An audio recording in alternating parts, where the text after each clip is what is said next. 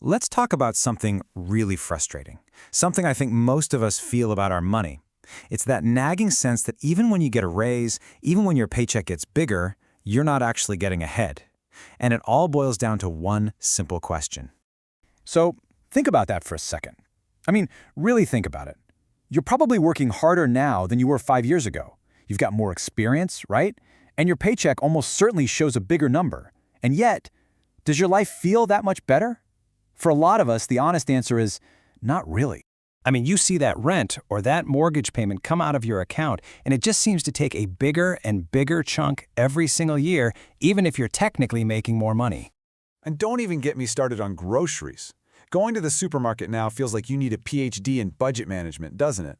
The same cart of food just costs more. You feel it every single time you hit the checkout. And then, after you've paid for all the stuff you have to pay for, what's left? That idea of putting away a good chunk of cash for the future? Yeah, it starts to feel kind of like a fantasy. But listen, if this all sounds familiar, you're not going crazy and you're not failing. There's something much, much bigger going on here. Okay, so let's get into the first big idea here. I like to call it the paycheck illusion. And honestly, it's the core misunderstanding that trips up just about everyone. So this slide right here really splits the idea of money into two different things. We're all taught to focus on the thing on the left, the number, the figure on our pay stub, the deposit that hits our bank account. It feels like we're winning, like our score is going up. But our actual life, our quality of life, that is run entirely by the concept on the right. What can that number actually buy? And this is the perfect picture of what happens when we only focus on the number. You get a raise, you get a little bump in pay, and you feel like you're sprinting forward. But if the cost of the treadmill itself is speeding up just as fast, or maybe even faster, you're not actually going anywhere. You're just that stick figure, running harder and harder just to stay in the same spot. So, there's actually a fancy economic term for this number we all obsess over. It's called your nominal income. It's simple, it's straightforward, it's the dollar amount, plain and simple. It's what your boss celebrates when they tell you you've earned a raise. It's a nice, clean number. But this is the one that actually matters. Real income. This isn't just a number. It's a measure of your actual power. Think of it as your nominal income after a big dose of reality. It answers the only question that really counts. What can my money do for me? Okay, let's make this super clear. Just look at this chart. Your company loves you. They give you a fantastic 5% raise. You're feeling great, right? But over that same year, the price of everything, gas, food, you name it, that's inflation, and it went up by 7%. The math here is absolutely brutal.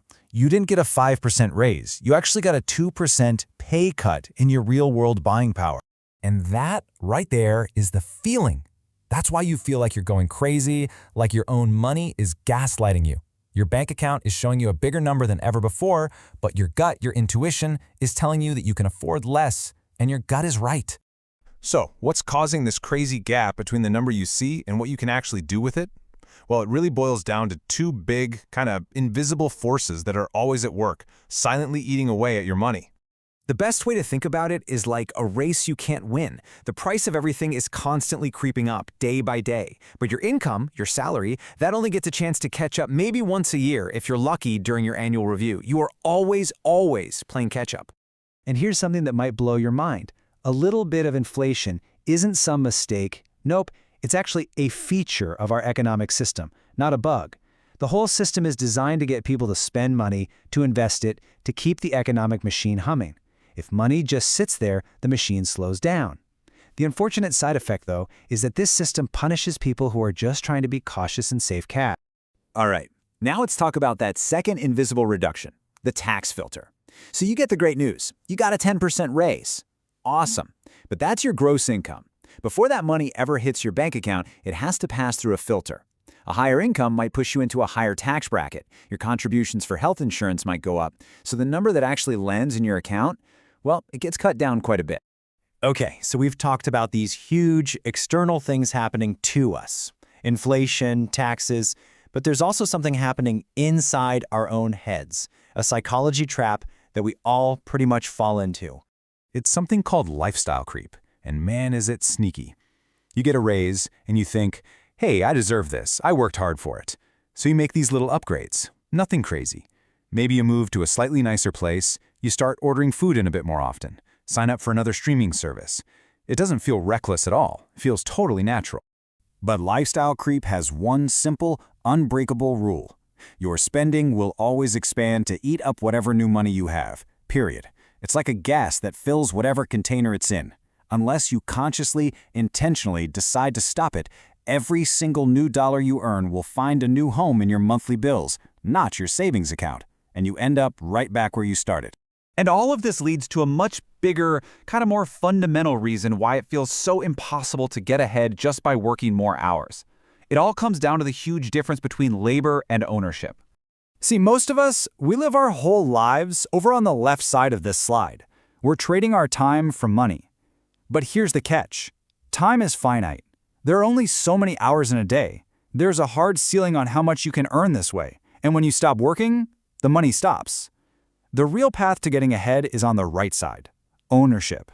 That means owning assets. Things like stocks, a piece of a business, real estate, things that can grow and make money for you independent of your time. This is how value grows even while you're sleeping. So, after hearing all that, I know it can feel a little depressing, but it's not meant to be. The whole point of this is to get clarity, not to feel hopeless. Because once you can see the full picture, you can start to change your game plan. So here are 3 big mindset shifts to help you stop leaking value and start getting ahead. First thing, stop obsessing over that big salary number and start paying attention to your real purchasing power. Just ask yourself, can I buy more or less stuff this year than I could last year? Second, the next time you get a raise, make a plan for that new money before it arrives. Decide where it's going to go before lifestyle creep gets its hands on it. And third, start thinking, even in a small way, about how you can build some kind of income that isn't a direct one-for-one trade for your time. And look, I really want to leave you with this last thought because it's so important. If you've felt this financial frustration your whole life, it is not a personal failure. You are not lazy. You are not bad with money. You are just playing a very complicated game without ever being shown the real rules. But now you see them. You see how inflation, taxes, lifestyle creep, and the limits of just trading time for money all work. And with that clarity, you can stop feeling confused and finally start making moves that actually count.